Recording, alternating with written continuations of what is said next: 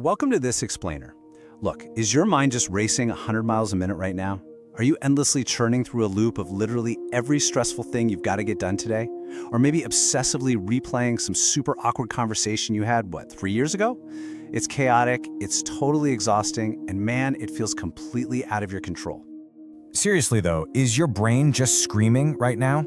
That's anxiety. It's kind of like having this incredibly noisy, micromanaging boss living right inside your head, just constantly shouting about worst-case scenarios. And when that alarm bell starts ringing, well, what's the very first thing we usually try to do? We try to reason with it. We try to outthink it. But here's the hard truth, and I really need you to hear this one. Trying to think your way out of anxiety, it never works. You absolutely cannot logic your way out of a physiological response. It just doesn't happen. See, we've basically been fighting in the wrong arena this whole time. What if calming your anxiety isn't about wrangling your mind at all, but rather physically resetting your body?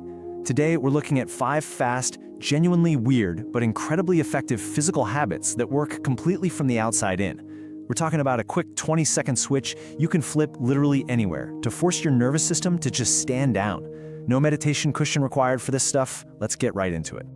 All right, habit number 1, the ear massage trick. Let's start right at the top of your body, literally, your ears. Now, you probably think your ears are just these passive little satellites catching sound waves, right? Actually, they're powerful control panels. They're absolutely covered in nerve endings that connect directly to your vagus nerve. Think of the vagus nerve as your body's internal chill-out supervisor. When you stimulate it, you instantly trigger this rest and digest response. You're basically telling your fight or flight system to go take a coffee break, maybe decaf in this case. So let's manually turn down the volume knob on your stress right now. Forget being polite or dainty about it. Take your thumbs and index fingers and grab the entire outer curve of your ear. That's the helix. Pinch it. Now, slowly, gently, but firmly, roll that fleshy rim between your fingers. Start from the very top where it connects to your head and work your way down. Squeeze and roll, squeeze and roll. When you hit the lobe at the bottom, just give it a gentle, sustained pull. Do this for about 10 seconds per ear. You're physically dialing down the tension, creating a strategic connection that distracts your nervous system with a much better offer. Moving down from your head to your core, we arrive at habit number 2, reverse breathing. We are going to break the absolute number 1 rule of breathing. Everyone always tells you, just take a deep breath when you're stressed. Honestly, that's terrible advice. When your chest is tight and your shoulders are up by your ears, taking a giant, dramatic inhale is like pouring more air into a balloon that's already about to pop. It just makes you feel way more pressurized. Instead, we're going to use the physiological sigh. This is your body's built-in reset button. You actually do it spontaneously when you cry or right as you're falling asleep. We're just going to weaponize it on purpose. Here's exactly how you do it. First off, do not inhale. Start by letting it all go. Empty the tank with a really long, slow exhale through your mouth. Push out every last bit of stale air. Okay, now take a normal, gentle inhale through your nose. And here's the magic trick. Without pausing, take one more quick, short sip of air right on top of that. Fill those lungs just a tiny bit more. Got it? Now let it all out with an exhale that's twice as long as your inhale. Do that cycle maybe 2 or 3 times. Takes about 20 seconds. This literally flushes stale carbon dioxide, which is basically the stress gas, out of your system. It reinflates collapsed air sacs in your lungs, and it tells your heart rate to hit the brakes. You're exhaling the anxiety first, making space for calm. Now we drop all the way down to the floor to get grounded for habit number 3, the foot grounding tap. Because let's be honest about what anxiety really is. Anxiety is future tripping. Your mind is living in this high-budget, what-if disaster movie that hasn't even happened yet. To cancel the premiere of that movie, you've got to come back to your body, to right here, right now. And to do that, we're going to use a sort of secret Morse code to talk to the ground. You can do this sitting down or standing up, doesn't matter. Just notice the weight of your feet on the floor. Feel the pressure on your heels, the balls of your feet. Now lift your heels just 1 single millimeter off the floor, keeping your toes planted. Gently, rhythmically, start tapping your heels down. Tap, tap. We're not doing a heavy stomp here, just a mindful tap. You're sending a message to the planet. I am here now. Imagine driving a solid stake of calm presence straight down into the earth. You are a tree man, and your roots are completely solid against the wind. Here is the core concept behind this. Just 20 seconds of a really boring, repetitive physical task flat out defeats anxiety.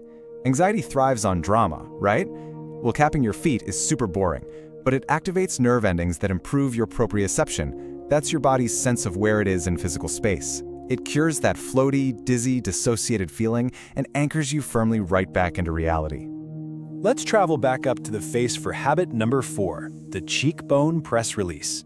We're targeting a stress storage unit you probably clench all day and all night without even realizing it. Yep, your jaw.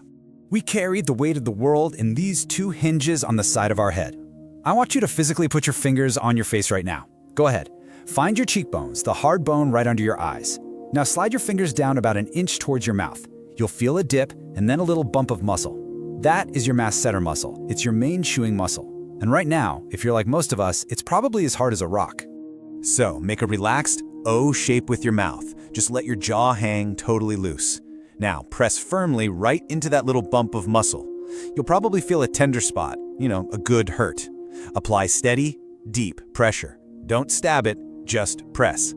Slowly open and close your mouth a few times while holding that pressure for about 10 to 15 seconds.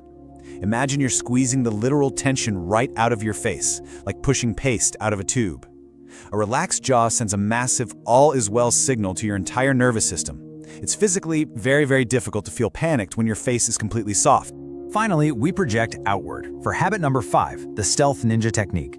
You've learned 4 awesome physical hacks, but what if you're in the middle of a big meeting or giving a presentation and you can't exactly start massaging your ears or tapping your feet? You need the ultimate invisible reset. Anxiety makes your world feel very small and very threatening. It forces your focus entirely inward, right into that chaotic storm. To beat it, we've got to force your logical brain back online by pushing your focus outward. We call this the 20/20 mental hijack. You're going to choose one single, meaningless external object and steady it like it is absolutely the most fascinating thing on Earth. So the crucial point is this. Look around and pick something completely ordinary. A pen, a crack in the sidewalk, a coffee stain on the wall. Do not pick your phone. Your phone is a stress object. For the next 20 seconds, mentally catalog it with intense, silent curiosity. Is it shiny? Does it have a scratch? How's the light hitting it right now? Is it heavy, light? Who put it there? What was it doing a year ago? You spend 20 seconds intensely studying a random doorknob to execute a complete mental hijack. Here's how this builds your defense. You're forcing your prefrontal cortex, the logical, observant part of your brain, back online by giving it a concrete, totally non-threatening job. This instantly pulls all that mental energy away from your amygdala, the fear center that's currently screaming about future disasters. You can't fully engage both at once. It's a literal Jedi mind trick you play on yourself. You aren't telling yourself, don't be anxious, because that never works. You're just starving the fear center of attention by saying, hey brain, check out this really interesting doorknob. So, those are 5 fast and visible physical tools you now have right in your arsenal.